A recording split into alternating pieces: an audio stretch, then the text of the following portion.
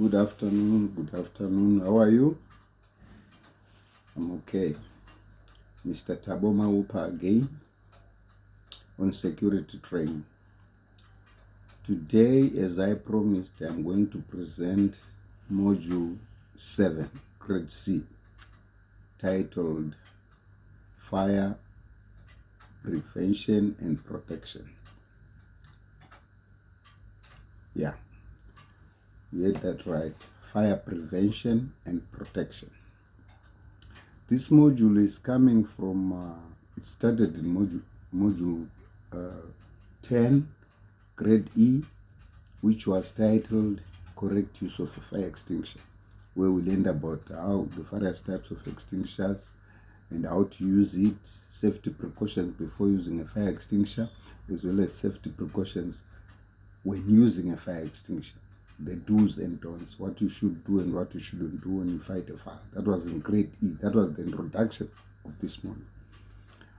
Then it extended further on to Grade D, Module 1, titled Basic Firefighting, whereby we gave you information about the elements of fire, which is fuel, heat, and oxygen, of which they are the enablers of combustion for a fire to start. They went further on to do the classes of fire, and we did examples of fire extinguishers, of which we got 5 types. Then we did immediate action drill on discovering a fire. That was in Grade D, as well as the do's and don'ts of firefighting, which are more or less the same with the safety precautions when using a fire extinguisher. That's where the do's and don'ts are. But in B, they were carried on and they were listed as the do's and the other part, the don'ts, which means the things that you can do when fighting a fire, as well as the things that you can't do when you're fighting a fire. Then in Grade D, still went to do elementary firefighting, methods of starving a fire. How can you put out a fire using various means?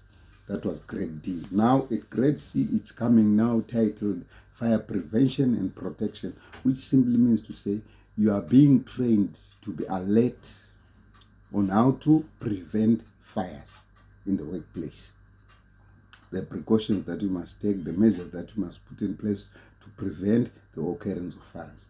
All right, that's why it's called Fire Prevention and Protection. All right. This module is not so difficult because now people that have been with me from Grade E, D until now C, you can see it's a trail. It's something that is pointing in one direction, although it's coming in different, it's labeled in different type names according to the modules for that grade, but it's still about fire. That's what we are talking about now. Right. So the aim of this module is to give the students the awareness of the dangers of fire, what might happen if a fire is uncontrolled, as well as being reminded about the classes of fire themselves and the types of extinguishers. And the immediate action drill is the things that we were doing with Grade ED, but it's still coming in this module again.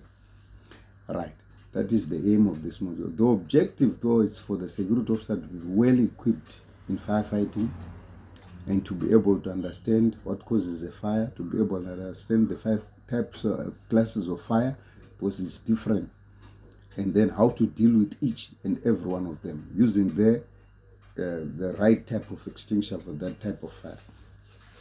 All right, that is the objective. And you must know also how to do good housekeeping to prevent fires from happening. All right, and the measures that we must take so that fires cannot happen where we are working. All right. The first part is talking about the 5 classes of fire again. We are being reminded, because you already did this at END. Right, we've got 5 classes of fire. 5. They are classified in alphabets, which is number 1, it's Class A, which is fire involving combustible materials or solids, combustible solids. Examples given are 1 wood, 2 paper, 3 coal. That's what we call class A type of fire. Then we've got class B. Class B, it's a fire, it's a type of fire involving flammable liquids. You see, when these trucks carrying hazardous substances, maybe they are carrying petrol and they catch fire, you see how they explode. And have you ever seen a garage burning to the ground? Then the fire get in contact with what? With the tanks that are underneath containing the flammable liquids. Explosions happen there. A big fire can happen there, which is not easy to control. That's what we call class B fire. That is fire involving flammable liquids. Examples given are 1 petrol, 2 paraffin, 3 benzene. Even thin as all those flammable liquids, diesel, they also apply there. That's class B. Then number 3 is class C. Class C is not a specific type of fire. It can start as a class A, which is out of combustible materials, but that fire will be occurring in the presence of live electrical wiring. It can be a class B fire. Then it's happening in the presence of live electrical wiring. Then it changes into class C because it will now be moving along the codes, the electrical codes that are live. That's what we call a class C fire. Fire occurring in the presence of live electrical wiring. Examples given are 1 generators, 2 switchboard, 3 overloading. That's overloading, switchboard, generators, and what else under electrical? Overloading, switchboard, generators. Yes, those are typical examples of class C fire, which stems from any other type of fire, but then contacts with live electrical wiring. Then it changes. We call it class C now. That's why we give examples of electrical stuff. That is C. Number 4 is class D.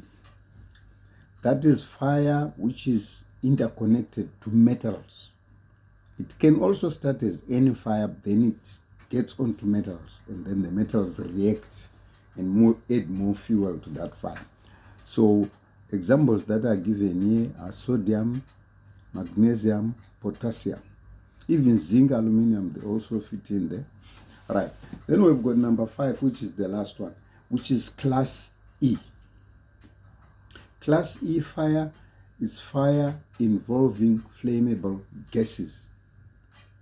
We all know what is gas, compressed gas. So if there's a fire that is involving flammable gases, we call it class E fire. Examples given are butane, methane, and propane. Those are the 5 classes of fire that we have. Did you understand? I hope so too. Right. Let's go to the second part now, where we're gonna reiterate again. We are giving you this message from grade D. It was there. At E, it wasn't there about extinguishers, but grade D, it was there. We've got 5 types of extinguishers. Right. Number 1, water extinguisher. 2, carbon dioxide extinguisher. 3, dry chemical powder extinguisher. 4, foam vaporizing liquid extinguisher. 5, PCF. Those are the 5 types of extinguishers that we have for extinguishing those fires I was talking about. A, B, C, D, E. All these extinguishers, they've got a certain type that fits a certain type of fire on all those 5 classes. Except only dry chemical powder. It's working on a lot of fires. That's why you see a lot of premises, they keep that one in case of an emergence of fire. Dry chemical powder, it covers a vast range of fires, so that's why it's commonly kept in many premises. Right. We're done now with the classes now. Let's go now to the risks that are there. We call them fire risks and hazards, which means those are the things that can cause a fire at any given time on any premises. They are hazards and risks. We call them fire risks and hazards. Right. We've got number 1, process risks, 2, storage risks, 3, exposure risks. Number 1, storage risk. No, process risk is number 1. That is the risk that is there when people are working or using equipment. Then we've got examples of hot work, things like grinding, welding, cutting. Then we've got friction, which is rubbing surfaces. Then we've got electrical motors. Maybe when they are running, they also risk to catch fire. And then we've got what else do we have under process? Petroleum, home gas, right? Explosions also, right?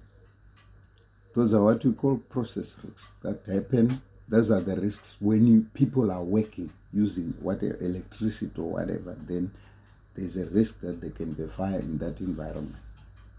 Then number 2, we've got storage risks. Those happen when people are not there sometimes.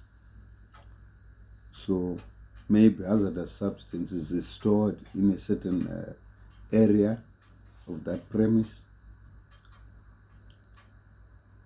It can be in transit in a container. Like what I was saying, that's these trucks carrying fuel, they also catch fire and explode, right? So it can happen either in storage or static, which means it's in a storeroom. So there we've got things like combustible material, packing materials, like cardboards, crates, and so on, right? Then we've got things like handling material, right? Packaging material, which is also combustible, right? We've got things like even plastics. They also do that. Textiles, they can also do that, as well as hazardous raw materials in storage. All those boil down to storage risks. Then the third category now, we've got exposure risks. Those are the things that people do now that cause fire, especially like if there's dry grass and we leave it lying near the fence of the building, it's likely to be an exposure risk and maybe make a fire worse. Right? Debris, dry leaves, all those things.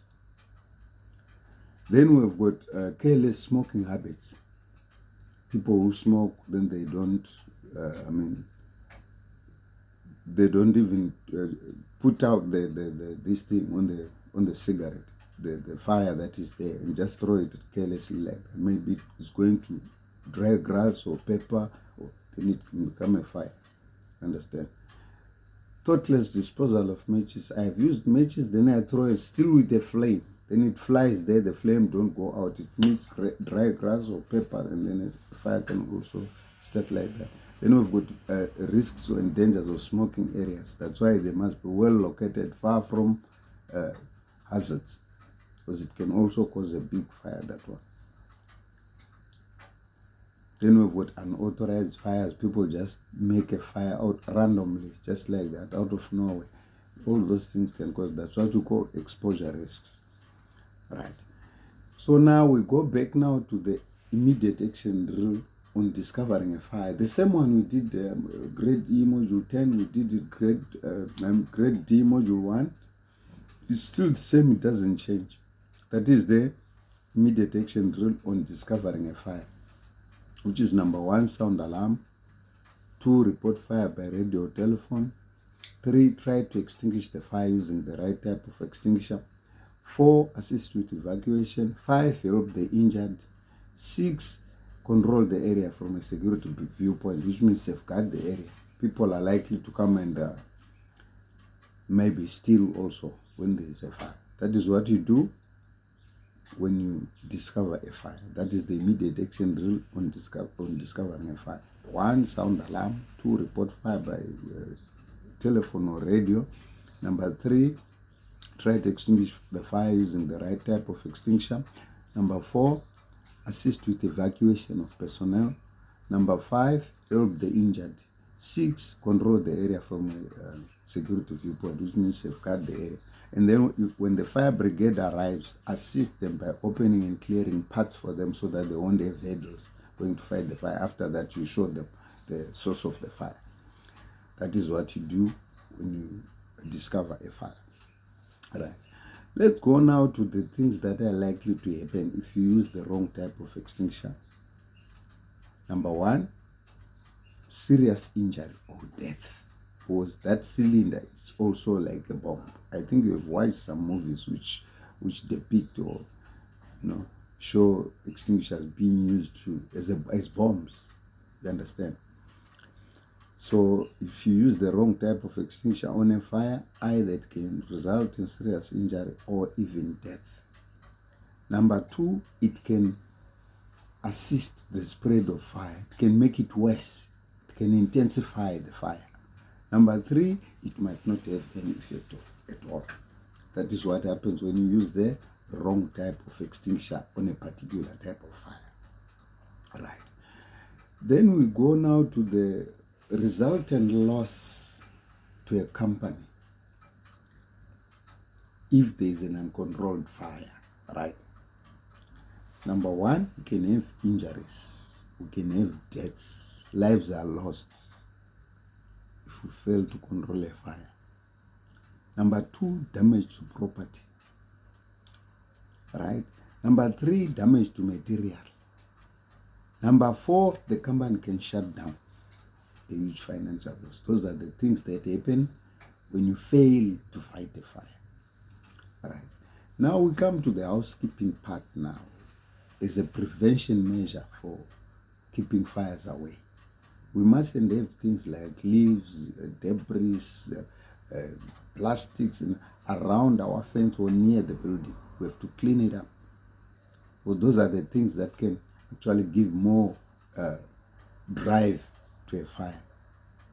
Then it ends up maybe damaging a lot of property, killing a lot of property.